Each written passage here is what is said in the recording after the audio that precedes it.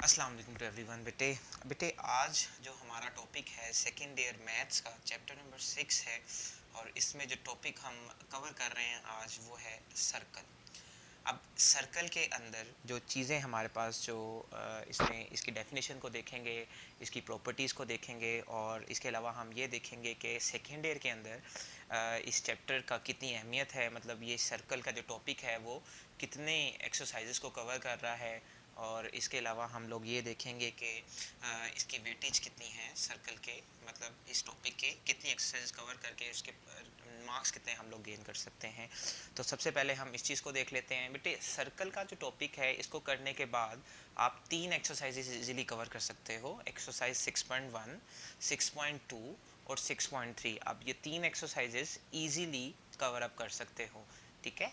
और इसमें जो पेपर आपके पास जो आता है वो उसमें 1 MCQ है और इसके अलावा 1 शॉर्ट क्वेश्चन है और साथ ही साथ एक 1 लॉन्ग क्वेश्चन भी इंक्लूड होता है, ठीक है।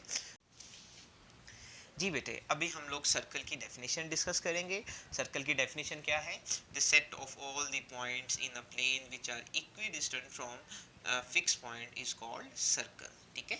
तो हम इसको कैसे अंडरस्टैंड करेंगे? आप एक प्लेन है, प्लेन क्या होता है कि कोई भी एक फ्लैट सरफेस होती है जिसकी थिकनेस इतनी नहीं होती। जैसे आपका ये जो पीस ऑफ पेपर है जिसपे मैं लिख रहा हूँ, इसी तरह ये क्लिपबोर्ड है जिसपे मैं लिख जिसको मैंने ऊपर इसको यूज़ किया हुआ है। इसी तरह आप टीवी की जो स्क्रीन है ये भी आपके पास प्लेन में यूज़ होती है। इसके अलावा वाइट बोर्ड है वो भी प्लेन में यूज़ होता है। इस तरह घर की जो अंदर जो वॉल्स हैं और जो दरवाजे होते हैं वो भी हमारे पास प्लेन में यूज़ होते हैं। अब उसके बाद बात करते हैं the set of all the points in a plane. आपके पास ये जो पेज है ये ऑलरेडी प्लेन है, मैं प्लेन के ऊपर बहुत सारे पॉइंट्स ले रहा हूँ, ठीक है। The set of all the points in a plane, बहुत सारे पॉइंट्स ले रहा हूँ। ये मैंने पॉइंट्स ले लिए हैं, आप देख सकते हैं 1 2 3 4 5 6 7। आप देख सकते हैं 8 पॉइंट्स मैंने यहाँ लिए हुए हैं। मैं बेशुमार ले सकता, इनफाइनाइट पॉइंट्स ले सकता हूँ, मैंने सिर्फ 8 लिए हैं यहाँ पे और एक फिक्स पॉइंट ले रहा हूँ। ये मैंने एक फिक्स पॉइंट ले लिया। तो इस फिक्स पॉइंट से इन सब पॉइंट्स का जो डिस्टेंस है अगर सेम है तो हम लोग कहेंगे कि ये सर्कल बना रहा है, ठीक है। तो ये सर्कल की बेटे डेफिनेशन है। ये जो फिक्स पॉइंट होता है इसको हम लोग सेंटर ऑफ सर्कल कहते हैं। तो ये यहाँ पे मैंने नीट करके सर्कल बनाया हुआ है, आप देख सकते हैं। ये जो आपके पास पॉइंट ओ है ये फिक्स पॉइंट है which is called the centre of the circle. और ये आप देख सकते हैं, ये मैंने बहुत सारी डिस्टेंसेस, बहुत सारी लाइंस कवर की हुई हैं। ये जो आपके पास नज़र आ रहे हैं 1 2 3 4 5 6 7 8, ये मैंने पॉइंट्स लिए हुए हैं, ठीक है। मैं इसके अंदर इनफाइनाइट इस तरह की लाइंस ड्रॉ कर सकता हूँ, ठीक है। तो ये डेफिनेशन है सर्कल की, होपफुली आपको कवर हो गई है। अब उसके बाद जो हमारा नेक्स्ट जो टॉपिक है which is radius and diameter of a circle. Circle का रेडियस और डायामीटर क्या होता है उसको बात करते हैं।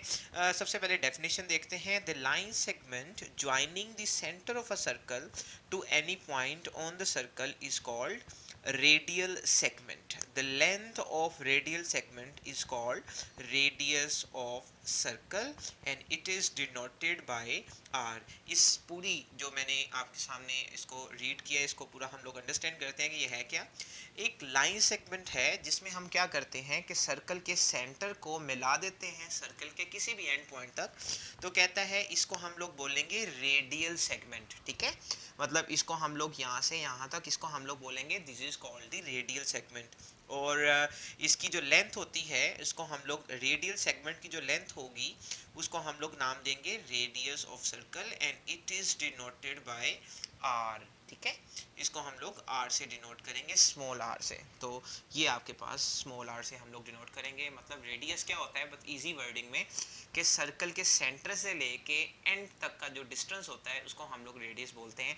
ये आपके पास जो सर्कल है आप देख सकते हैं ऊपर, इसके अंदर बहुत सारे रेडियसेस, 8 रेडियस मैंने यहाँ पे ड्रॉ किए हैं। किसी भी सर्कल में इनफाइनाइट रेडियस होते हैं तो मैं इसके अंदर इनफाइनाइट रेडियस ड्रॉ कर सकता हूँ। इसी तरह यहाँ पे सिर्फ एक ही रेडियस ड्रॉ हुआ है, इस तरह बहुत सारे रेडियस यहाँ पे भी ड्रॉ हो सकते हैं। तो रेडियस क्या होता है, सिंपल के सर्कल के सेंटर से लेके सर्कल के किसी भी एंड पॉइंट तक का जो डिस्टेंस होता है is called the radius of the circle. Note देखेंगे all the radii of a circle are equal in length, कह रहा है। अच्छा, रेडियस की जो जमा होती है, प्लूरल होती है, उसको हम लोग रेडियाई कहते हैं, ठीक है। Is called the radii. मतलब ये जो आपके पास इतने सारे रेडियस ड्रॉ किए हुए हैं, इसको हम रेडियाई भी बोलते हैं। कह रहा है कि नोट में क्या कह रहा है कि all the radii of a circle are equal in length. जितने भी रेडियाई होते हैं उनकी जो लेंथ होती है वो इक्वल होती है। क्लियर है? तो ये हमारा नोट था। उसके बाद जो हमारा नेक्स्ट टॉपिक है वो है code of a circle. Code of a circle में हम लोग देखते हैं, कोड ऑफ अ सर्कल में आपके पास इसकी डेफिनेशन पहले देखते हैं। The line segment joining any two point of the circle is called the code of the circle. आपके पास एक सर्कल है, सर्कल के अंदर हम लोग किसी भी दो पॉइंट्स को अगर मिलाते हैं और एक लाइन सेगमेंट ड्रॉ हो जाती है, उसको हम लोग बोलते हैं code of a circle. For example आपके पास एक पॉइंट ए है और ये पॉइंट बी है। मैंने पॉइंट ए और पॉइंट बी को मिला दिया तो एक लाइन सेगमेंट ड्रॉ हो गई है। ये लाइन सेगमेंट कहलाएगी कोड ए बी। ठीक है? इसी तरह हम लोग यहाँ पे ये जो आपके पास लाइन दिख रही है ये भी कोड ऑफ अ सर्कल है और ये भी लाइन जो है अब कोड ऑफ अ सर्कल है। मतलब सर्कल के अंदर किसी भी दो पॉइंट्स को मिला देंगे तो जो लाइन आएगी उसको हम लोग कोड ऑफ अ सर्कल बोलेंगे। तो कोड ऑफ अ सर्कल की ये आपके पास डेफिनेशन थी। उसके बाद जो हमारा नेक्स्ट है, ओके, जो नेक्स्ट हमारा टॉपिक है वो है डायमीटर ऑफ अ सर्कल। अब डायामीटर ऑफ अ सर्कल क्या होता है कि डायामीटर ऑफ अ सर्कल, अगर आपको code of a circle clear है, कोड ऑफ अ सर्कल में क्या था कि सर्कल के अंदर किसी भी दो पॉइंट्स को मिलाएं तो कोड ऑफ अ सर्कल हमारे पास जो है वो कंस्ट्रक्ट हो जाएगी। अब उसके बाद जो नेक्स्ट है वो डायामीटर ऑफ अ सर्कल। अब इसमें क्या होता है कि इसमें अच्छा कोड में कोई कंडीशन नहीं थी कि कोड में जो लाइन है वो मतलब कहीं से भी पास कर सकती है, मतलब इसमें कोई कंडीशन नहीं है। डायामीटर ऑफ अ सर्कल में कंडीशन है कि आपके पास डेफिनेशन देखते हैं सबसे पहले। The code which passes through the centre of a circle is called the diameter of the circle. मतलब कोड होगी, अब उसमें होगा क्या कि मतलब इसमें भी आपने यही करना है कि आप सर्कल के अंदर किसी भी दो पॉइंट्स को मिला रहे हैं लेकिन वो दोनों जो पॉइंट्स हैं उसकी जो लाइन है वो सेंटर ऑफ अ सर्कल में से पास करनी चाहिए। जैसे आप देखें कोड ऑफ अ सर्कल, मतलब जो हमारे पास डायामीटर ऑफ अ सर्कल है वो सबसे पहले कोड ऑफ अ सर्कल ही होती है। ठीक है? लेकिन डायामीटर में जो लाइन होगी वो सेंटर में से पास करेगी। आप देख सकते हैं ये डायामीटर ऑफ अ सर्कल है, इसी तरह ये डायामीटर ऑफ अ सर्कल है, इसी तरह ये डायामीटर ऑफ अ सर्कल है, सभी सेंटर में से पास कर रहे हैं। तो डायामीटर के लिए क्या ज़रूरी है कि वो सेंटर में से पास करे। ठीक है? तो ये डायमीटर ऑफ अ सर्कल है। अब हम देखते हैं कि डायमीटर ऑफ अ सर्कल और रेडियस में हम लोग किस तरह से रिलेट कर सकते हैं। रेडियस ऑफ अ सर्कल आपने कर लिया कि रेडियस ऑफ अ सर्कल क्या होता है कि सेंटर से लेके सर्कल के एंड पॉइंट तक का जो डिस्टेंस होगा is called the radius of a circle.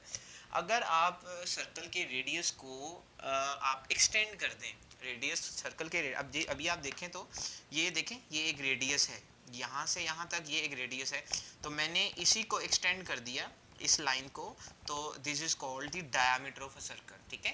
तो हम यहाँ से एक फॉर्मूला भी देख सकते हैं कि diameter of a circle which is denoted by d will be equals to 2r। मतलब रेडियस को 2 से मल्टीप्लाई करवाएं तो डायमीटर आपके पास फाइंड आउट हो जाएगा।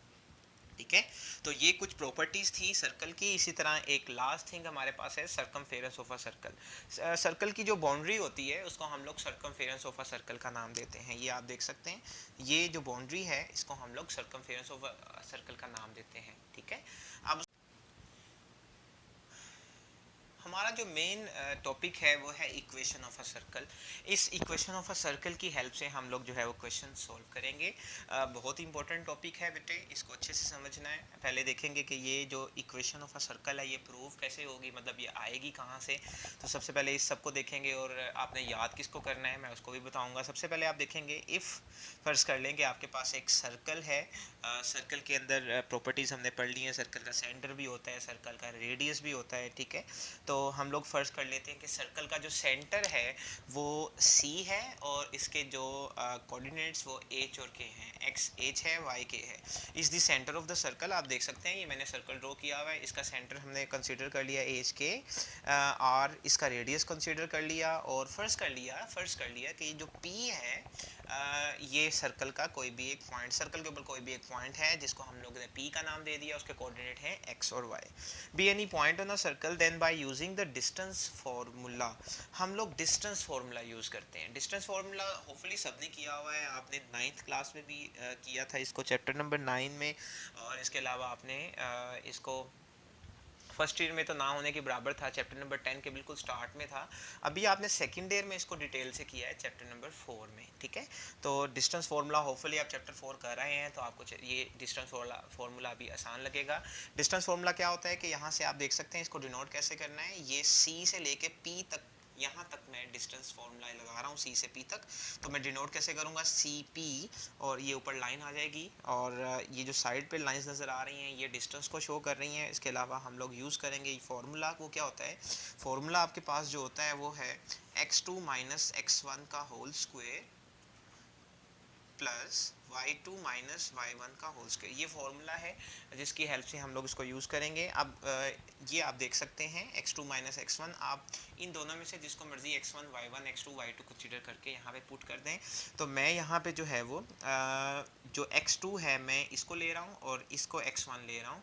x2 माइनस x1 मतलब x minus h plus y2 मतलब y minus k whole square, x minus h whole square plus y minus k whole square. उसके बाद ये जो सी पी है, सी पी डिस्टेंस, ये बेटे सी से पी तक का distance already we know that कि ये रेडियस होता है, तो r है ये, तो हम इसकी जगह r लगा देंगे।